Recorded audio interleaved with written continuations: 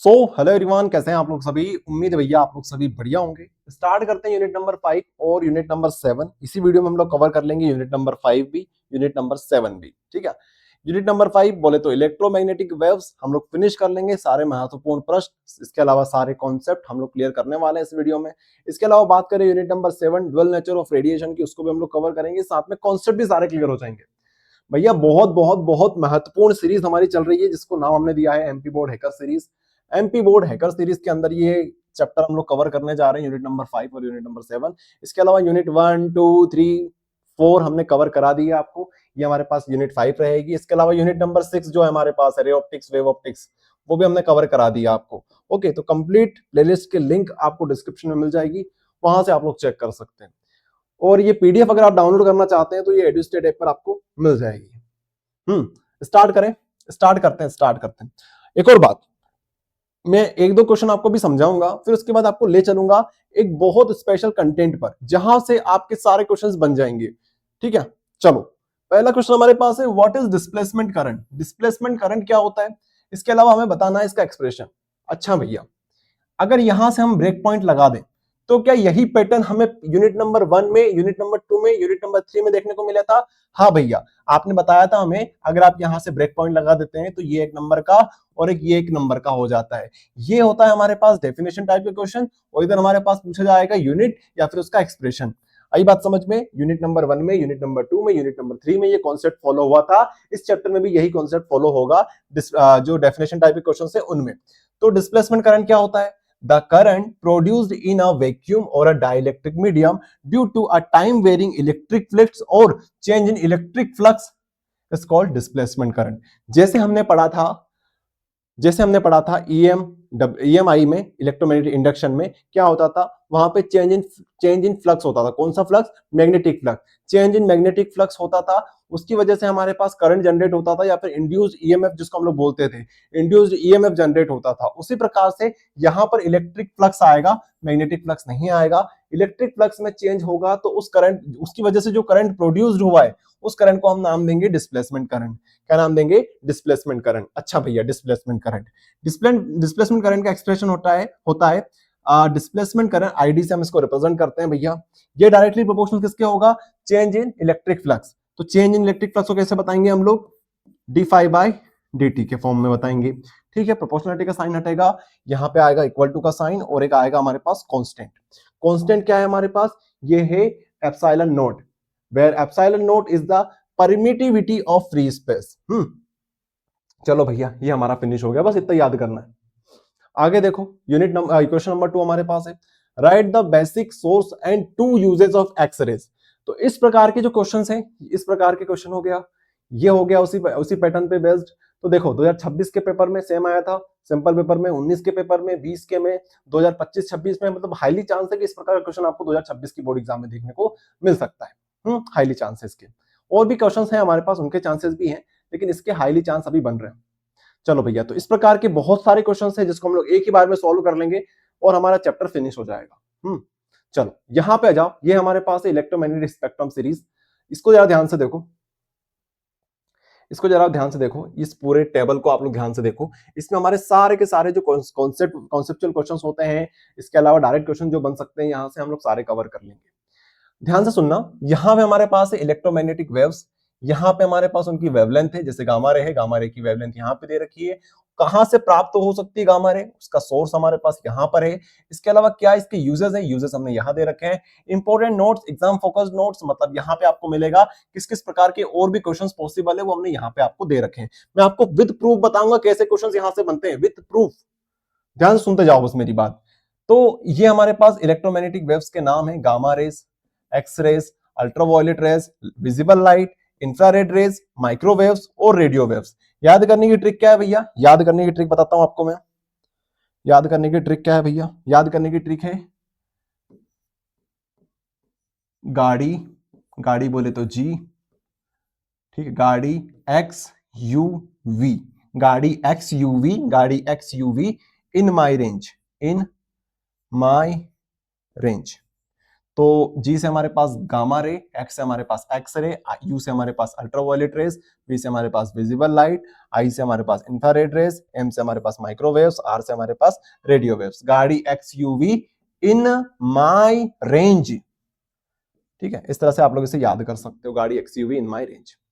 फिर बात आती है इनकी वेवलेंथ के ऊपर, तो वेवलेंथ हमने यहाँ पे दे रखी है, इनको भी आप याद कर सकते हो। सबसे इंपॉर्टेंट वेवलेंथ होती है ये वाली विजिबल लाइट की, जो हमें दिखती है। ठीक है, विजिबल लाइट क्या होती है, 4 इंटू 10⁻⁷ मीटर से लेके 7 इंटू 10⁻⁻⁷ मीटर तक ये होती है वेवलेंथ।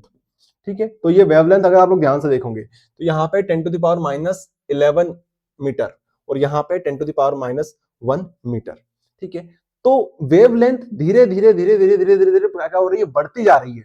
माइनस का मतलब क्या होता है, उतना ही छोटा है ये, तो ये नंबर बहुत छोटा नंबर है और ये नंबर बहुत बड़ा है इसके कंपेयर में। तो वेवलेंथ हमारी गामा से रेडियो वेव्स तक बढ़ती जाती है। तो ये जो सीरीज आपको दिख रही है, इस सीरीज में गामा या इस सीरीज में हमारी वेवलेंथ जो है वो बढ़ती जा रही है। तो सबसे छोटी वेवलेंथ किसकी होगी, तो सबसे शॉर्टेस्ट वेवलेंथ हमारे पास होगी गामा रे की। तो ये क्वेश्चन आपसे पूछा गया है पहले कि सबसे शॉर्टेस्ट वेवलेंथ किसकी होती है, तो बोलेंगे गामा रे की होती है। अच्छा, सबसे लॉन्गेस्ट वेवलेंथ किसकी होती है, तो क्या बोलोगे, बोलोगे रेडियो वेव की सबसे लॉन्गेस्ट वेवलेंथ होती है। अच्छा भैया, इसके अलावा एक और चीज मैं समझा देता हूं आपको। ठीक है, लेमडा होता है हमारे पास वेवलेंथ।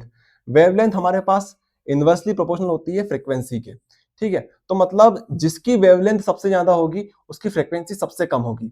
तो बात करें अगर हम लोग यहाँ पे इसका उल्टा ही ले लेते हैं, हम लोग गामा रेस की बात करें तो गामा रे की वेवलेंथ सबसे छोटी होती है। तो जिसकी वेवलेंथ सबसे छोटी होगी, जिसकी वेवलेंथ सबसे छोटी होगी उसकी फ्रीक्वेंसी सबसे ज्यादा होगी। तो हाईएस्ट फ्रीक्वेंसी हमें यहाँ पे देखने को मिलेगी किसके केस में, गामा रेस के केस में। सेम यहाँ पे ले लो रेडियो वेव्स में, इसकी वेवलेंथ सबसे बड़ी होती है, तो इसकी वेवलेंथ अगर बड़ी होगी तो इसकी फ्रीक्वेंसी कैसी होगी, बहुत छोटी होगी, मतलब शॉर्टेस्ट फ्रीक्वेंसी हमारी यहाँ पे देखने को मिलेगी। ठीक है, इस तरह से आपको ये चीज भी समझनी पड़ेगी। अच्छा, और भी चीजें हैं जो आपसे एग्जामिनर पूछेगा, तो चलो देखते हैं। गामा रेस समझ में आई आपको, गामा रेस कहाँ से सोर्स, इसका सोर्स क्या है, उसके ऊपर हम लोग फटाफट से बात कर लेते हैं भैया। तो गामा रेज आपको मिल सकती है रेडियो एक्टिव न्यूक्लियाई से, या फिर न्यूक्लियर रिएक्शंस में आपको गामा रेज देखने को मिल जाएगी। अब बात करते हैं इसके यूजेस की, कहां कहां इसका यूज देखने को मिलता है। तो कैंसर के ट्रीटमेंट में हम लोग गामा रेज यूज करते हैं, ये इंपॉर्टेंट है, याद करना इसको। ठीक है, कैंसर के ट्रीटमेंट में क्या यूज करते हैं, गामा रेज। मैं पूछूंगा आपसे आगे, आगे क्वेश्चन है हमारे पास, कैंसर ट्रीटमेंट में हम लोग क्या यूज करते हैं, गामा रेज यूज करते हैं। इसके अलावा स्टेरिलाइजेशन ऑफ फूड, तो फूड के अंदर जो माइक्रो ऑर्गेनिज्म पड़े होते हैं जो हमारे लिए काम के नहीं होते हैं, तो उनको मारने के लिए किसको यूज करते हैं हम लोग, गामा रेस को यूज करते हैं। तो बोल सकते हैं स्टेरिलाइजेशन ऑफ फूड में भी हम लोग गामा रेस को यूज करते हैं, एंड मेडिकल इंस्ट्रूमेंट्स को के स्टेरिलाइजेशन में भी हम लोग गामा रेस का यूज करते हैं। ओके, तो ये इसके यूजेस हो गए। बात करें इंपॉर्टेंट पॉइंट्स की, तो हाईएस्ट फ्रीक्वेंसी होती है इसकी, हाईएस्ट फ्रीक्वेंसी होने की वजह से शॉर्टेस्ट वेवलेंथ इसी की होती है। ओके, इतनी बात समझ में आई आपको। हाँ, आगे देखो, एक्सरे की बात करें, एक्सरे की बात करें, एक्सरे जो होती है वो लाई करती है 10⁻11 मीटर से लेके 10⁻8 मीटर के बीच में। अच्छा, तो एक्सरे जो होती है एक्सरे ट्यूब से प्राप्त होती है। एक्सरे ट्यूब से कैसे प्राप्त होती है, उसका एक्सप्लेनेशन यहाँ पे दे रखा है। Fast electrons striking heavy metals, let suppose ये हमारे पास मेटल है, हैवी मेटल। ये मेटल किसकी बनी होगी, हैवी मेटल हमें यूज करना है, तो हमारे पास सबसे बड़ा एग्जांपल है टंगस्टन का। तो टंगस्टन हम लोग यहाँ पे यूज करेंगे। तो टंगस्टन पे फास्ट मूविंग इलेक्ट्रॉन्स आएंगे और इसके ऊपर स्ट्राइक करेंगे। इसके ऊपर स्ट्राइक करने की वजह से क्या होगा, हमें जो इमिटेड वेव्स मिलेगी वो कौन सी मिलेगी, वो मिलेगी हमें एक्सरेज। तो ये हमारे पास एक्सरेज मिलेगी। जब हमारे पास मूविंग इलेक्ट्रॉन्स आएंगे, इसके ऊपर स्ट्राइक करेंगे, स्ट्राइक करने पर यहां से हमारे पास जो वेव्स जनरेट होगी या फिर इमिट होगी इस मेटल से, हैवी मेटल से, वो हमारे पास एक्सरे होगी। इतनी बात समझ में आई। आगे देखो, इसके यूजेस के ऊपर बात करें तो इसके दो यूजेस पॉसिबल है। एक्सरे का तो आपको पता ही होना चाहिए ना यार, डिटेक्टिंग बोन फ्रैक्चर डिटेक्शन में हम लोग एक्सरे का यूज करते हैं। स्टडी ऑफ क्रिस्टल स्ट्रक्चर की स्टडी में भी एक्सरे का यूज होता है। फिर बात करते हैं इंपॉर्टेंट नोट्स की, तो इसकी हाईएस्ट तो नहीं होती, इसकी हाई पेनिट्रेशन पावर होती है। ठीक है, हाई पेनिट्रेशन पावर होती है। इसके बाद बात करें आगे, तो अगर आपको एक्सेस क्वांटिटी में एक्सरे मिल जाती है तो आपके लिए हार्मफुल रहेगी। ठीक है, अगर आपको एक्सेस क्वांटिटी में एक्सरेज मिल जाती है तो आपके लिए वो हार्मफुल रहेगी। ठीक है, ये बात का आपको ध्यान रखना है। आगे देखो भैया, अल्ट्रावायलेट रेस की बात करें तो सबसे बड़ा सोर्स क्या है? सूरज चाचू, हमारे सूरज चाचू सबसे बड़ा सोर्स है अल्ट्रावायलेट रेस का। और क्या हो सकता है सोर्स? तो याद करना चाहो तो मर्करी वेपर लैंप भी याद कर सकते हो, एक भी याद करो तो काफी है। ये रहा आपके आपके पास मर्करी वेपर लैंप, इसके अंदर जो ये गैस भरी हुई है ये कौन सी? मर्करी वेपर ही तो है। तो इससे भी आपके पास अल्ट्रावायलेट रेस मिल जाएगी। ठीक है, इसके बाद बात करें अगर हम लोग इसके यूजेस की, तो स्टेरिलाइजेशन ऑफ वाटर्स, तो वाटर्स के अंदर जो माइक्रो ऑर्गेनिज्म प्रेजेंट होते हैं उनको किल करने के लिए हम लोग अल्ट्रावायलेट वेव्स को यूज करते हैं। ठीक है, उसके अलावा detecting forged current currency notes, तो फॉग करेंसी नोट्स को भी यूज डिटेक्ट करने के लिए हम लोग अल्ट्रावायलेट रेस को यूज करते हैं। और हमारे पास आगे क्या है, कुछ और नोट्स इसके पढ़ लो। कॉजेज सनबर्न, इसकी वजह से आपको सनबर्न हो सकता है, आपकी स्किन जल सकती है अगर ज्यादा एक्सेस में मिल जाए तो। और क्या है, हेल्प्स इन किलिंग जर्म्स, तो जर्म्स किल करने में भी अल्ट्रावायलेट वेव्स का यूज हम लोग करते हैं, इसको ध्यान रखना। जर्म्स किल करने में हम किसका यूज करते हैं? तो अल्ट्रावायलेट वेव्स का यूज करते हैं। फिर विजिबल लाइट जो हमें दिखती है, सन से जो मिलने वाली सनलाइट होती है वो हमें दिखती है। अल्ट्रा इलेक्ट्रिक बल्ब में जो लाइट होती है वो हो गई, एलईडी बल्ब में जो एलईडी में जो लाइट हो गई वो हमें विजिबल लाइट के अंदर आती है। ठीक, वो भी हमें दिखती है। तो विजन में और फोटोग्राफी में इसका यूज होता है, मतलब ये हमारे पास प्रेजेंट होती है। विजन के लिए पॉसिबल क्या है? वही हमारे पास विजिबल लाइट होगी। फोटोग्राफी में भी विजिबल लाइट का यूज है।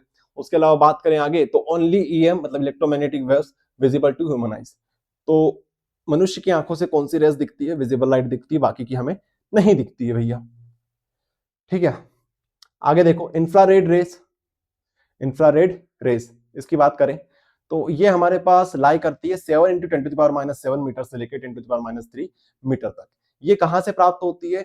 जो हॉट बॉडीज होती है, ठीक है, गर्म धातुएं हो गई हमारी, उनसे प्राप्त होती है इंफ्रारेड रेस। कोई सी भी हॉट बॉडीज होगी ना उससे आपको प्राप्त होगी इंफ्रारेड रेस। जैसे इलेक्ट्रिक हीटर जो होते हैं वहां से भी इंफ्रारेड रेस मिलती है हमें। ठीक है, रिमोट कंट्रोल्स में, नाइट विजन में इसका यूज होता है। इसको हम लोग एक और नाम से जानते हैं, वो है हीट वेव्स, याद रखना। हीट वेव्स पूछे, हीट वेव्स कौन सी होती है तो बोलेंगे इंफ्रारेड रेस हमारी हीट वेव्स होती है। ये बहुत महत्वपूर्ण भूमिका निभाती है ग्रीन हाउस इफेक्ट में भी। ठीक है, ग्रीन हाउस इफेक्ट में सबसे महत्वपूर्ण भूमिका कौन निभाती है? इंफ्रारेड रेस निभाती है। बात करें माइक्रोवेव्स की, तो माइक्रोवेव्स कहां से प्राप्त होती है हमें? मैग्नेट्रॉन से। मैग्नेट्रॉन क्या होता है भैया? एक डिवाइस होता है जो कि क्या प्रोड्यूस करता है? माइक्रोवेव्स प्रोड्यूस करता है, जनरेट करता है। बात करें आगे, micro oven, radar, satellite communication, ये इसके यूजेस हैं। माइक्रोवेव ओवन में इसका यूज देखने को मिलता है, रडार में इसका यूज देखने को मिलता है, सैटेलाइट कम्युनिकेशन में भी इसका यूज देखने को हमें मिलता है। अच्छा भैया, अब और कुछ की नोट्स याद रखना आप लोग, ये क्वेश्चन आपसे पूछा जाएगा। Microwave oven work on the principle of resonance, तो रेजोनेंस के प्रिंसिपल पे माइक्रोवेव ओवन काम करता है। कैसे करता है इसका हमारे पास पूरा क्वेश्चन है, इसको हम लोग सॉल्व करेंगे। फिर हमारे पास आता है रेडियो वेव्स। रेडियो वेव्स की बात करें तो इसकी कहां से प्राप्त होती है? ये तो ऑसिलेटिंग चार्जेस इन एंटीनास, एंटीनास के अंदर चार्जेस जो होते हैं वो ऑसिलेट करते हैं, वाइब्रेट करते हैं, उस वजह से हमारे पास जो प्राप्त होती है वेव उसे बोलते हैं रेडियो वेव्स। यूजेस की बात करें तो रेडियो वेव ब्रॉडकास्टिंग में, टीवी मोबाइल कम्युनिकेशन में भी रेडियो वेव्स का यूज देखने को मिलता है। सबसे लंबी वेवलेंथ इसी की होती है, लेकिन सबसे शॉर्टेस्ट फ्रीक्वेंसी भी इसी की होती है। चलो भैया, कर ली कंप्लीट, इसको याद कर लेना अच्छे से। अपन लोग सॉल्व करने वाले क्वेश्चंस। पहला क्वेश्चन आपके सामने, पहला तो हो गया था हमारे पास। दूसरा क्वेश्चन हमारे सामने है, write the basic source and two uses of X rays. तो एक्सरे के आपका बेसिक सोर्स बताना है। X ray are produced when high energy fast moving electron strike a heavy metals like tungsten. बताया था मैंने, आपको समझा दिया, वो आपको लिखना है। यूजेस बता देना है आपको कि भैया डिटेक्टिंग बोन फ्रैक्चर्स और क्रिस्टल स्ट्रक्चर में इसका यूज देखने को मिलता है। सब समझा चुका हूं, वही आपको यहाँ पे छापना है। फिर हमारे पास क्वेश्चन नंबर 3 है, write the basic source and two uses of gamma rays. Gamma rays का आपका बेसिक सोर्स क्या लिखोगे? This are emitted from the nucleus during the nuclear decay और रेडियो एक्टिव सब्सटेंसेस। बात करें अगर इसके यूजेस की तो बता देना भैया कि रेडियोथेरेपी मतलब कैंसर के ट्रीटमेंट में और स्टेरलाइज ऑफ फूड आइटम में भी इसका यूज किया जाता है। बात करें क्वेश्चन नंबर 4 की, which waves are also known as heat waves. Heat waves के नाम से किसको जाना जाता है? तो बोलेंगे इंफ्रारेड रेस को। और क्या पूछा है, which effect related to maintaining earth average temperature do this wave play a key role. तो किसमें बोला था मैंने आपसे कि इंफ्रारेड रेस की रोल किसमें निभाती है? तो बोलेंगे ग्रीन हाउस इफेक्ट में। Which helps maintain the earth average temperature at a level suitable for life. ठीक है, ये आपको याद करना है। फिर हमारे पास क्वेश्चन नंबर 5 है, name the electromagnetic waves with the highest frequency and right one uses. ठीक है, तो हाईएस्ट फ्रीक्वेंसी किसकी होती है? गामा रे की होती है। इसका एक यूज लिख देना भैया कि कैंसर के ट्रीटमेंट में इसका काम होता है, इसका यूज होता है। क्वेश्चन नंबर 6 हमारे पास है, name the wave with minimum and maximum wavelength in the electromagnetic spectrum. तो लिख देना भैया कि सबसे मिनिमम किसकी होती है, गामा की होती है, सबसे मैक्सिमम किसकी होती है, रेडियो वेव्स की होती है। ठीक है, तो काफी सारे क्वेश्चन हमने सोल्व कर लिए, और भी क्वेश्चन है। तो एक क्वेश्चन और आया हमारे पास जिसको हम लोग समझेंगे अच्छी तरीके से। इलेक्ट्रोमैग्नेटिक वेव्स क्या होती है और इसकी कैरेक्टरिस्टिक्स आपको लिखनी है। ठीक है, 6 तो बहुत ज्यादा हो जाएगी, अब आपसे इतने नहीं पूछी जाएगी। पहले 2017 में आपसे 6 पूछी गई थी, लेकिन अभी आपको 2 से 3 याद कर लेनी मोर देन सफिशिएंट है। चलो बात करें what is electromagnetic waves. Chapter का नाम ही हमारा इलेक्ट्रोमैग्नेटिक वेव्स है। This are waves composed of oscillating electric and magnetic fields that are perpendicular to each other and also perpendicular to the direction of propagation of wave. जरा ध्यान से सुनो, जरा ध्यान से सुनो क्या बोला गया है। This wave are composed of oscillating electric and magnetic field. तो अगर हमारी इलेक्ट्रिक फील्ड या फिर मैग्नेटिक फील्ड दोनों की हम लोग बात करें, तो इस डायग्राम में, इस डायग्राम के अनुसार ये जो इस तरह चल रही है नीली लाइन, ये इस डायरेक्शन में 3D में आपको अज्यूम करना है, 3D में इस तरह से चल रही है, ये हमारे पास क्या है, इलेक्ट्रिक फील्ड है। अब अगर इलेक्ट्रिक फील्ड ऐसी है और हमारी मैग्नेटिक फील्ड ऐसी है, मैग्नेटिक फील्ड ये रेड कलर में, ये ऐसी चल रही है परपेंडिकुलरली, ठीक है, इस तरीके से चल रही है। आ रही बात समझ में। तो अगर हमारी मैग्नेटिक फील्ड ऐसे ऐसे चल रही है और इलेक्ट्रिक फील्ड ऐसे ऐसे ऐसे ऐसे चल रही है, तो हमारी प्रोपोगेशन ऑफ वेव कैसी होगी, इस प्रकार से होगी, इस प्रकार से हमारी प्रोपोगेशन होगी। जैसे आपको सबसे बड़ा सिंपल भाषा में समझाऊं, जो हमारी रस्सी होती है, रस्सी को आपने वहां से बांध दिया और यहां पे ले आए, उसको आपने ऐसे किया, ऐसे ऐसे किया, तो ऐसे ऐसे वेव के फॉर्म में वो जाएगी।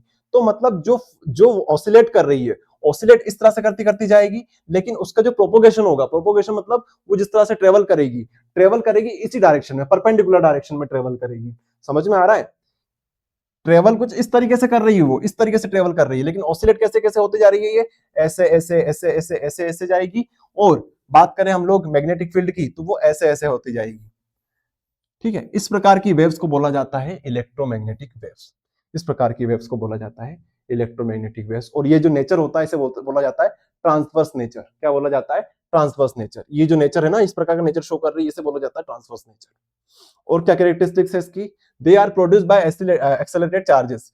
ओनली एक्सेलरेटेड चार्जेस ही इस प्रकार की वेव्स प्रोड्यूस्ड कर सकता है, एक्सेलरेटेड चार्ज। और बात करें, they do not require physical medium for the propagation. यहां पे कोई फिजिकल मीडियम की नीड नहीं होती है। तीसरा हमारे पास पॉइंट है, in a vacuum their velocity is equal to the speed of light. Vacuum के अंदर इनकी वेलोसिटी कितनी हो जाती है, किसके बराबर हो जाती है भैया, स्पीड ऑफ लाइट के बराबर, जो कि कितनी होती है, 3 × 10⁸ होती है metre per second. Fourth point है हमारे पास, they are transverse in nature, already discuss कर चुके हैं। फिफ्थ पॉइंट हमारे पास है, electric and magnetic field oscillate in the same phase, दोनों सेम फेज में ऑसिलेट करती है। इसके अलावा 6 पॉइंट की बात करें, this wave carry both energy and momentum. ये वेव्स एनर्जी और मोमेंटम दोनों कैरी करके साथ में अपने चलती है। ओके, देख सकते हो यहां पे। आगे बात करें क्वेश्चन नंबर 8 की, तो right the wave present in electromagnetic spectrum in order of their increasing wavelength. तो इंक्रीजिंग वेवलेंथ के फॉर्मेट में आपको बता देना है, गाड़ी x UV in my range. ये आपका खत्म हो गया। आपको बोला गया है असेंडिंग ऑर्डर अरेंज करो, असेंडिंग ऑर्डर में आपको वेव्स को अरेंज करना है, तो अरेंज कर सकते हो, याद करा दिया आपको मैंने। ठीक है, चलो एक और क्वेश्चन आया हमारे पास समझने लायक, एम्पियर मैक्सवेल लॉ। क्या बोलता है एम्पियर मैक्सवेल लॉ, देखो याद है आपको, एम्पियर सर्किटल लॉ पढ़ा था हमने यूनिट नंबर 3 में, मैग्नेटिज्म में हमने पढ़ा था कि एम्पियर सर्किटल लॉ क्या होता है। तो वो होता था, the line integral of magnetic field around any close loop is equals to mu nought time the total charge enclosed by the surface. ठीक है, इस प्रकार से हमने पढ़ा था। वही चीज यहां पर है, वही चीज यहां पर है ये, लेकिन यहां पे एक एक्स्ट्रा करंट हमारे पास आएगा, जो कि है इंड्यूस्ड करंट, जो कि हमारे पास है इंड्यूस्ड करंट, या फिर आप लोग इसे बोल सकते हो डिस्प्लेसमेंट करंट। यहाँ पे इंड्यूस्ड करंट को हम लोग क्या बोलते हैं, डिस्प्लेसमेंट करंट बोलते हैं, ध्यान रखना। वहां पे इंड्यूस्ड करंट अलग था ईएमआई में, इलेक्ट्रोमैग्नेटिक इंडक्शन में, लेकिन यहाँ पे हमारे पास इंड्यूस्ड करंट कौन सा है, आईडी हमारे पास इंड्यूस्ड करंट है, जिसको हम लोग इंड्यूस्ड करंट ना बोलते हुए इसका नाम हम क्या देते हैं, इसको बोलते हैं डिस्प्लेसमेंट करंट। तो बस सेम चीज वहां पे हमने जो पढ़ी थी, सेम यहाँ पे आपको बोलना है, डिस्प्लेस्ड या फिर डिस्प्लेसमेंट करंट, डिस्प्लेसमेंट करंट। तो क्या आ जाएगा हमारे पास, integration of B dot D L is equals to mu naught I, हमने पढ़ा था वहां पे। अब आई की जगह पे यहाँ पे हो जाएगा आई सी बाई आई डी। बस यहाँ पे बस इतना सा चेंज है, बाकी सेम टू सेम जैसे हमने पढ़ा था वहां पे एम्पियर सर्किट लॉ में, सेम वैसी चीज यहाँ पे हमें लिखनी है। स्टेटमेंट भी सेम वही हो जाएगा, the line integral of magnetic field, line integral of magnetic field around any closed loop is equal to the mu nought time the charge, या फिर टोटल चार्ज में पास दोनों चार्ज आएगा, कंडक्शन करंट और साथ में displacement current passing through the surface enclosed by the closed loop. Okay, इस प्रकार से हम लोग स्टेटमेंट को लिखेंगे। चलिए, आप चाहो तो इसको ऐसे भी लिख सकते हो, इतना छोड़ोगे तब भी काम आपका हो जाएगा। नेक्स्ट हमारे पास है principle of microwave oven. Microwave oven का प्रिंसिपल क्या है ये आपको बताना है। तो microwave oven work on the principle of resonance. Resonance के प्रिंसिपल पे माइक्रोवेव ओवन काम करता है। कैसे काम करता है भैया? The frequency of microwaves generated in the oven is matched. तो जब फ्रीक्वेंसी किसकी, फ्रीक्वेंसी ऑफ माइक्रोवेव्स, माइक्रोवेव की फ्रीक्वेंसी ऑफ माइक्रोवेव्स मैच हो जाती है। मैच होती है मतलब किसके बराबर हो जाती है? The matched to the natural frequency of the water molecules present in the food. तो फूड के अंदर जो हमारा भोजन है, भोजन के अंदर जो फ्रीक्वेंसी है पानी की, उसके अंदर वाटर मॉलिक्यूल्स प्रेजेंट होंगे, वाटर मॉलिक्यूल्स की जो फ्रीक्वेंसी है उसके बराबर अगर हो जाती है किसकी फ्रीक्वेंसी ऑफ माइक्रोवेव्स, जब दोनों की फ्रीक्वेंसी बराबर हो जाती है, इस केस में क्या होता है? इस केस में हमारे पास कहलाती है रेजोनेटिंग कंडीशन। तो उस कंडीशन में the water molecules vibrate vigorously. ठीक है, इस कंडीशन में हमारे वाटर मॉलिक्यूल्स वाइब्रेट होना स्टार्ट हो जाते हैं और यही कारण होता है कि हमारा फूड या फिर हमारा भोजन पक जाता है। किस हेल्प से? जनरेट हीट होती है, हीट की वजह से हमारा भोजन पक जाता है। आई बात समझ में? तो क्या बोलेंगे हम लोग? The frequency of microwaves generated in the oven is matched to the natural frequency of water molecules present in the food. Due to resonance, the water molecules vibrate vigorously, generating heat that cook the food. यही इसका principal है microwave oven का। 2024 के set B में already question आ रखा है। बात करते हैं अर्धवार्षिक परीक्षा 2025-26 में क्वेश्चन आया था, which waves are used as a signals in fog and why. तो फॉग मतलब बोले तो कोहरे में कौन सी वेव्स को हम यूज करते हैं और क्यों यूज करते हैं?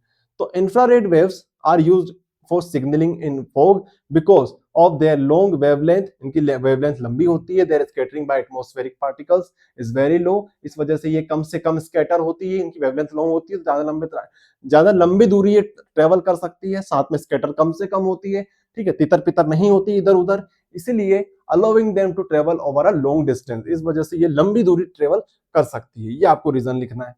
ठीक है, अंतिम क्वेश्चन हम लोग देखते हैं इस चैप्टर का। Name the electromagnetic waves with the lowest frequency and right one use. तो सबसे लॉन्गेस्ट फ्रीक्वेंसी किसकी होती है? फ्रीक्वेंसी पूछा है ना, लोवेस्ट पूछा है, लॉन्गेस्ट नहीं पूछा है, लोवेस्ट पूछा है। तो लोवेस्ट होती है रेडियो वेव्स की। ठीक है, radio waves have the lowest frequency और सबसे लंबी वेवलेंथ भी इसी की होती है, बताया था मैंने आपको। राइट वन यूज, इसका एक यूज लिख दो कि रेडियो वेव्स किसमें काम आती है? ठीक है, रेडियो एंड टेलीविजन कम्युनिकेशन में ये काम आती है। तो इस प्रकार से ये हमारा चैप्टर हो जाता है यहाँ पे फिनिश। ठीक है, चलो अब स्टार्ट करते हैं अगला चैप्टर हमारा। ये करा चुका हूं मैं आपको, ऑप्टिक्स। ऑप्टिक्स तो हमने कंप्लीट सॉल्व कर ली भैया।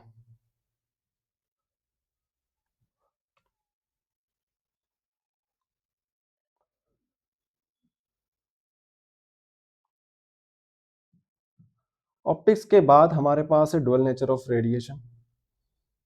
ठीक है, इसको हम लोग स्टार्ट करेंगे।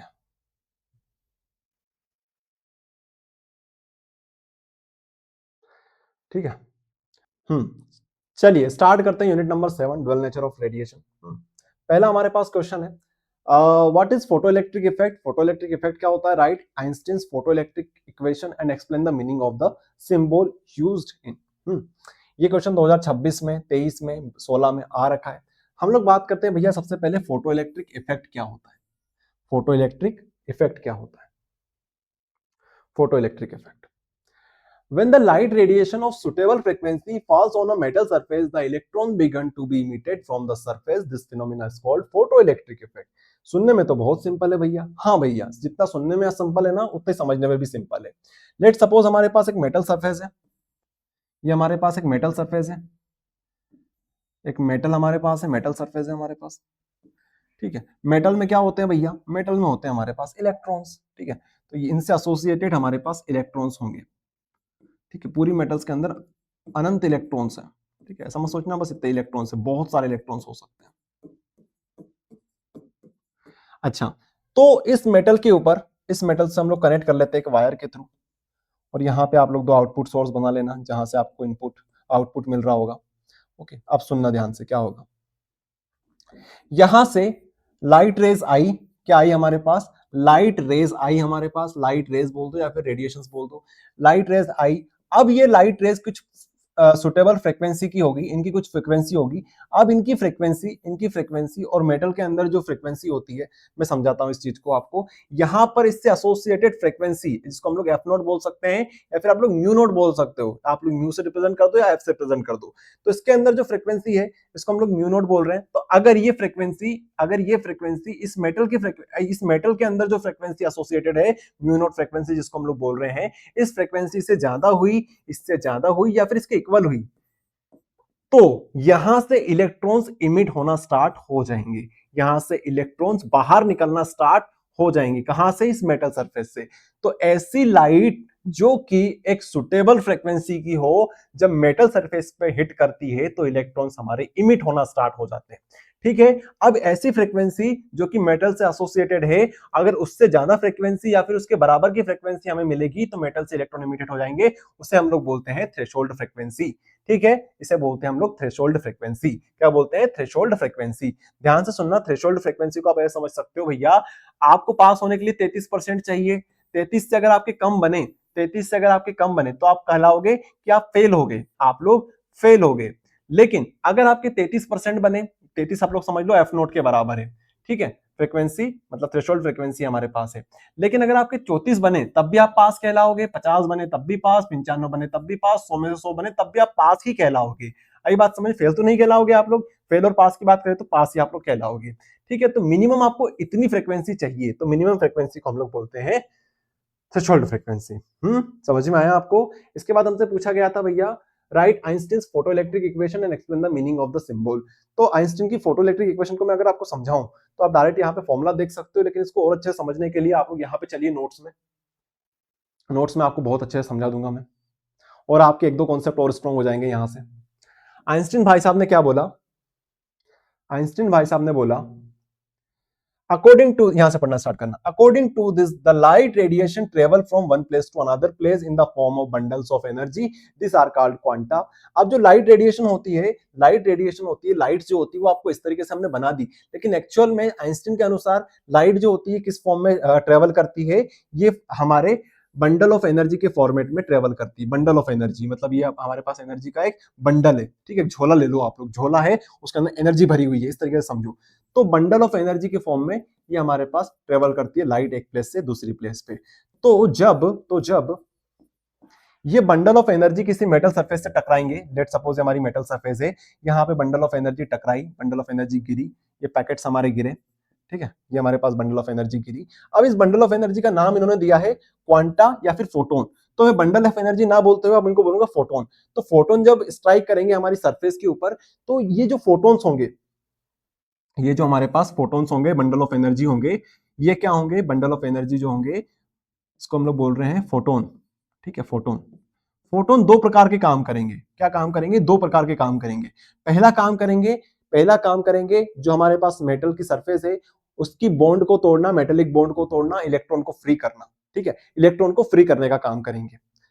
ठीक है, मेटेलिक बॉन्ड तोड़ के इलेक्ट्रॉन को फ्री करने का काम करेंगे। दूसरा काम करेंगे, जो इलेक्ट्रॉन है उसको एनर्जी प्रोवाइड करेंगे। क्या करेंगे, एनर्जी प्रोवाइड करेंगे। क्यों करेंगे, भैया इलेक्ट्रॉन को आपने निकाल तो दिया लेकिन चलाना भी तो है उसको सर्किट के अंदर, तो इलेक्ट्रॉन को चलाने के लिए जो एनर्जी प्रोवाइड करेंगे वो फोटोन दूसरा काम ही करने वाले हैं। तो रिमेनिंग एनर्जी देखो, पहली एनर्जी कहां काम आएगी उसकी, मेटल बॉन्ड को तोड़ने में और इलेक्ट्रॉन को फ्री करने में, इमिट करने में। लेकिन दूसरी एनर्जी कहां काम आएगी, मतलब दूसरा काम उनका क्या रहेगा, दूसरा काम रहेगा भैया उसको एनर्जी प्रोवाइड करने का ताकि वो सर्कुलेट हो सके। तो पहला जो काम कर रहे हैं ना भैया, ये पहला जो काम कर रहे हैं, क्या काम कर रहे हैं, मेटेलिक बॉन्ड को तोड़ना, इलेक्ट्रॉन को फ्री करना, इसको बोला जाता है वर्क फंक्शन।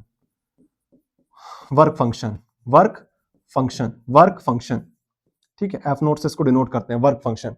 दूसरा जो काम कर रहे हैं, जिसको एनर्जी प्रोवाइड कर रहे हैं ताकि वो आगे बढ़ सके, ठीक है, उसको बोलते हैं काइनेटिक वर्क। ठीक है, या फिर काइनेटिक एनर्जी से इसको हम लोग रिप्रेजेंट करते हैं।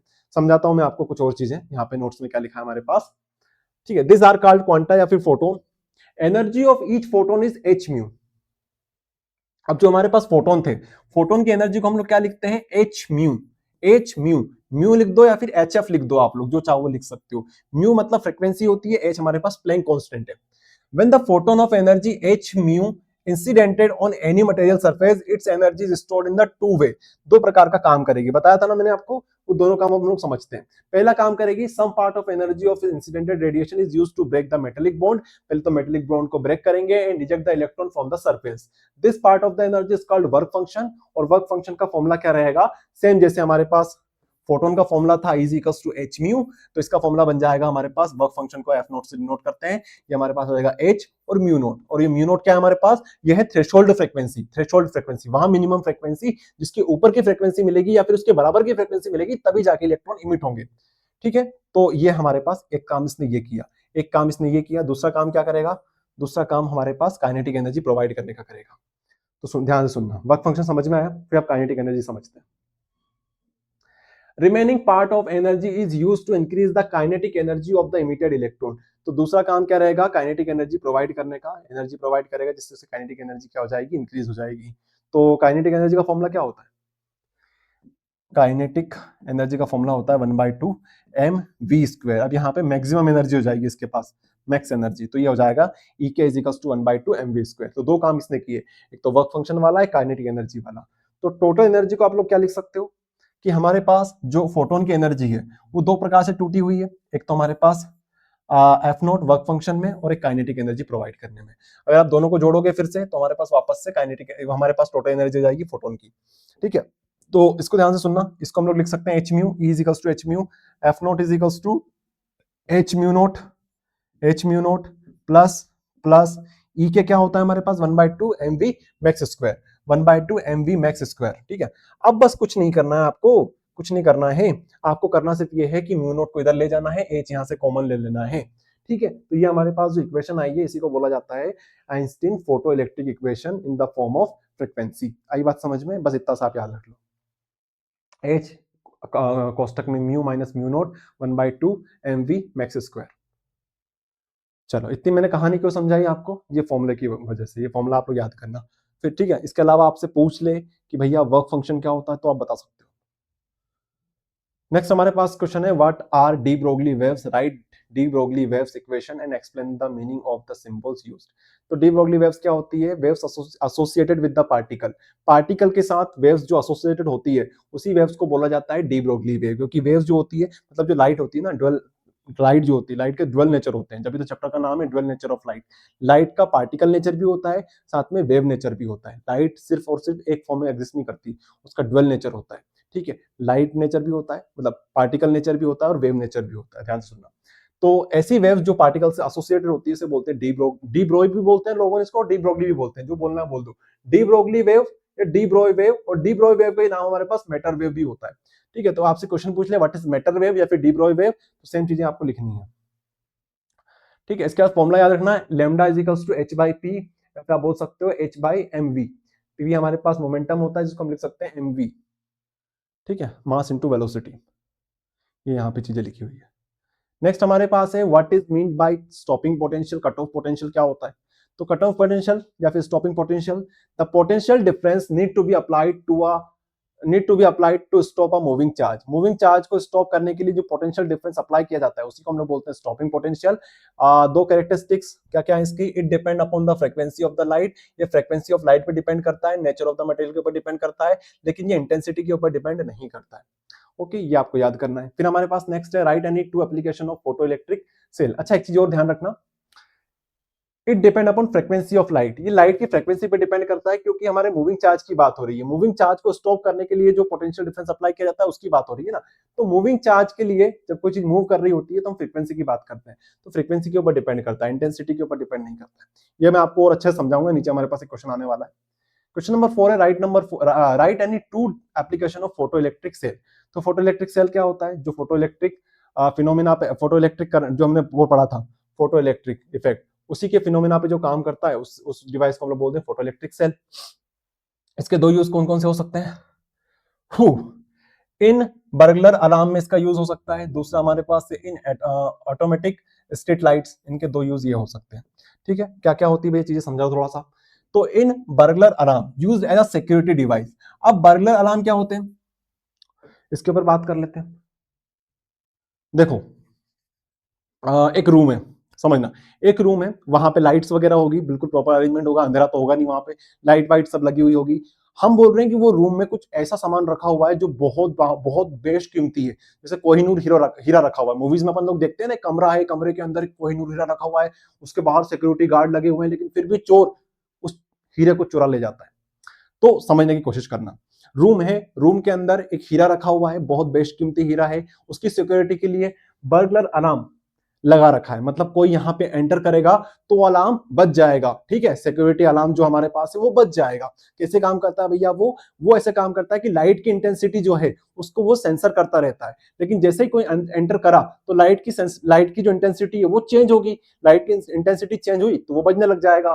तो इसलिए बोलते हैं कि इसकी एप्लीकेशन यहाँ पे इस प्रकार से देखने को हमें मिलती है। फिर हमारे पास नेक्स्ट है इन automatic street lights, automatic street lights. तो स्ट्रीट लाइट्स जो होती है हमारी, वो भी इसी फिनोमिना के ऊपर काम करती है। वहां पर भी यही होता है कि दिन में तो वो क्या हो जाती है, बंद हो जाती है, और रात में वो चालू हो जाती है, ठीक है। वो भी सेंसर करता रहता है भैया कि लाइट, मतलब जो अंधेरा आ गया तो वो चालू कर देगा, और यहाँ पे उजाला रहेगा तो ऑटोमेटिक बंद कर देगा। ये हमारे दो काम हो गए, या फिर दो एप्लीकेशन यहाँ पे हमारी हो गई तैयार। नेक्स्ट हमारे पास है question number 5, right any to properties of matter wave. Matter wave की दो प्रॉपर्टीज बतानी है। डी ब्रॉय वेव या फिर मैटर वेव एक ही होती है भैया, ध्यान रखना। डी ब्रॉय वेव अभी समझाया था मैं आपको, उसी की आपको दो प्रॉपर्टीज लिखनी है। Matter waves are associated only with the moving particles, they are not associated with the particle at rest. तो हमेशा मूविंग पार्टिकल के साथ ही हमारी मैटर वेव्स एसोसिएटेड होती है। This are not electromagnetic waves, ये इलेक्ट्रोमैग्नेटिक वेव्स नहीं होती है, मतलब ट्रांसफर इन नेचर नहीं होती है। As they can be produced by uncharged particles, क्योंकि ये अनचार्ज पार्टिकल से भी प्रोड्यूस्ड हो सकती है। ये आपको याद करना है, दो पॉइंट्स यहां से याद कर लेना, दो प्रॉपर्टी काफी है। नेक्स्ट हमारे पास question number 6, write 3 experimental observation of photo electric effect. तो जो हमने फोटो इलेक्ट्रिक इफेक्ट देखा था, वहां से हमने क्या क्या चीजें ऑब्जर्व करी है, कोई तीन हमें बतानी है। हम्म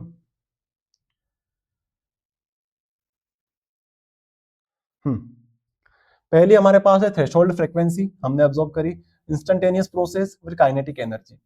बात करते हैं थ्रेशोल्ड फ्रीक्वेंसी की। For every metal there is a minimum frequency, जिसको बोलते हैं threshold frequency, below which no electron emission occur regardless of intensity. ये आपको मैंने समझा दिया है। दूसरा ऑब्जर्वेशन था हमारे पास इंस्टेंटेनियस प्रोसेस के ऊपर, there is no time lag between the falling of lights on the metal and the emission of electrons. तो कोई बीच में टाइम गैप नहीं होता है कि भैया पहले इलेक्ट्रॉन हिट करेगा सरफेस को, फिर थोड़ी बहुत देर बाद वो आराम से क्या करेगा, इमिट करेगा, ऐसा नहीं है। No time lag, no time lag, यहाँ पे कोई लेग नहीं आएगा, बहुत तेज प्रोसेस होती है, इंस्टेंटेनियस प्रोसेस होती है ये। फिर हमारे पास है काइनेटिक एनर्जी के फॉर्म में बात करें अगर हम लोग, तो the maximum kinetic energy of the emitted electron depend on the frequency of incident light, not it's intensity. तो मैक्सिमम काइनेटिक एनर्जी जो होती है वो फ्रीक्वेंसी के ऊपर डिपेंड करती है, इंटेंसिटी के ऊपर डिपेंड नहीं करती, ध्यान रखना। मूविंग अगर कुछ कर रहा है, यहाँ पे मैक्सिमम काइनेटिक एनर्जी की बात हो रही है ना, इलेक्ट्रॉन हमारा मूव कर रहा है, तो मूव करेगा तो वो फ्रीक्वेंसी के ऊपर डिपेंड करेगा, ध्यान रखना। मूव कर रहा है मतलब वो फ्रीक्वेंसी के ऊपर डिपेंड करेगा, इंटेंसिटी से कोई मतलब नहीं है उसको, मूव कर रहा है ना भैया। अब हमारे पास क्वेश्चन नंबर 7 है, right 3 characteristics of photon. Photon को समझाया था मैंने आपको, क्वांटा, बंडल ऑफ एनर्जी। तो वो उसके आपको 3 कैरेक्टरिस्टिक्स लिखनी है। The rest mass of photon is zero, rest mass उसका कैसा होता है, जीरो होता है, रेस्ट पे उसका जीरो मास माना जाता है। इन मतलब कोई एग्जिस्ट ही नहीं करता रेस्ट पर, तो ये मान के चलो। In a vacuum photon travels at the speed of light, vacuum के अंदर वो कितनी स्पीड से चलता है, वो स्पीड ऑफ लाइट की स्पीड से चलता है। क्या होता है speed of light, 3 into 10⁸8 metre per second. फिर थर्ड पॉइंट हमारे पास है, फोटोन्स आर इलेक्ट्रिकली न्यूट्रल।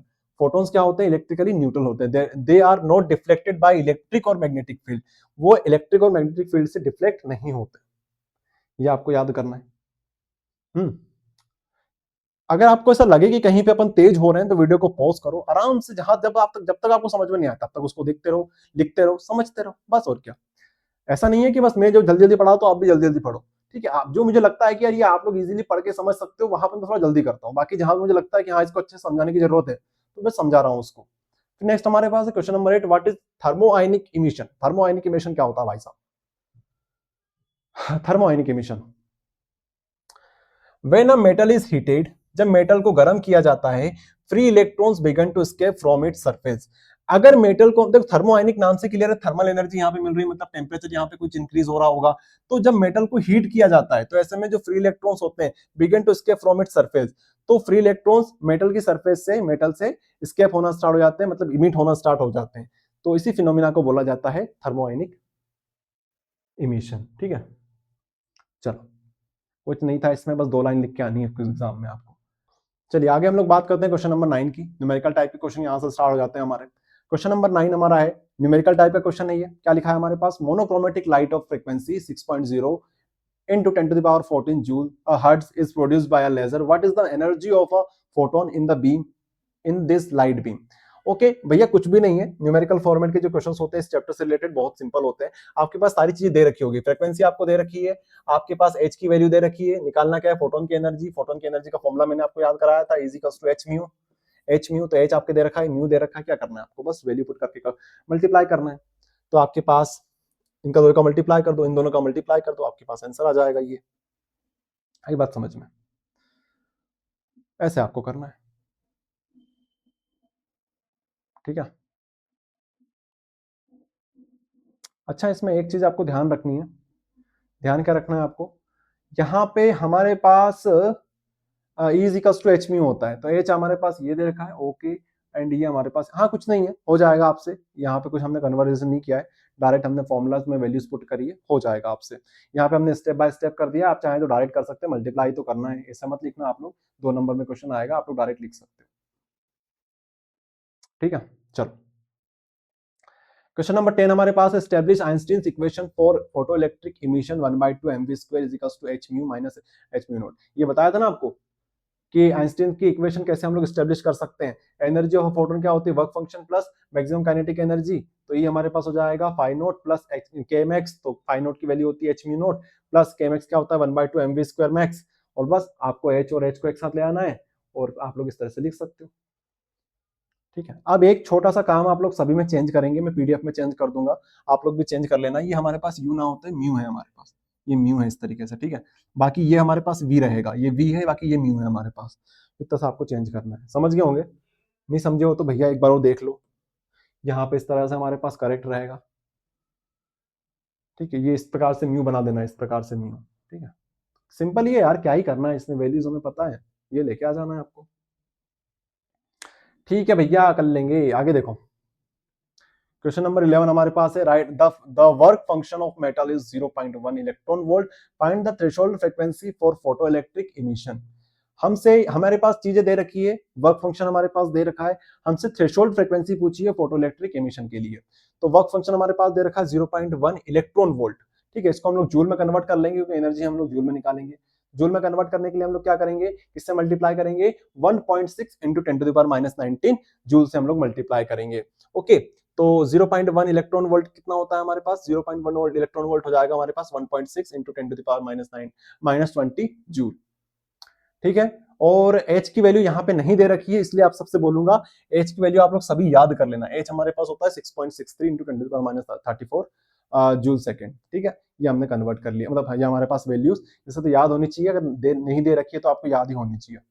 बस अब आपके पास फॉर्मूला पता है वर्क फंक्शन का, ठीक है। वर्क फंक्शन ले लो या फोटोन ले लो, दोनों का फॉर्मूला एक ही तो होता है, E is equals to H mu होता है यहाँ पे, बस इतना सा अंतर आ जाएगा, एच म्यू नोट हो जाएगा। यहाँ पे फ्रीक्वेंसी, यहाँ पर फ्रीक्वेंसी, पर ये फ्रीक्वेंसी कौन सी है? Threshold frequency. और आपके पास जो फ्रीक्वेंसी निकालने को बोला गया है वो यही तो निकालने को बोला गया है, ये आपके पास ऑलरेडी दे रखा है, ये दे रखा है, ये दे रखा है, ये निकाल लो, ठीक है। इसके अपॉन में इसको रख दो, इसके अपॉन में इसको रख दो, सोल्व कर लो, बात खत्म। तो यहाँ से कुछ बड़े क्वेश्चंस नहीं आते, simple simple formula based questions आते हैं, जो आप लोग जितना मैं करा रहा हूँ उतना मोर देन सफिशिएंट है, इतने कर लो काम हो जाएगा। नेक्स्ट हमारे पास है question number 12, write two laws of photoelectric effect. Photoelectric effect के आपको 2 नियम लिखने हैं, ठीक है। 2 नियम आपको लिखने हैं फोटो इलेक्ट्रिक इफेक्ट के। पहला नियम होता है हमारे पास, the number of electrons emitted per second from a metal surface. Number of electrons emitted per second, ठीक है। Number of electrons emitted per second. अब ये इमिटेड की बात हो रही है, ठीक है, मूवमेंट की बात नहीं हो रही है, इमिशन की बात हो रही है।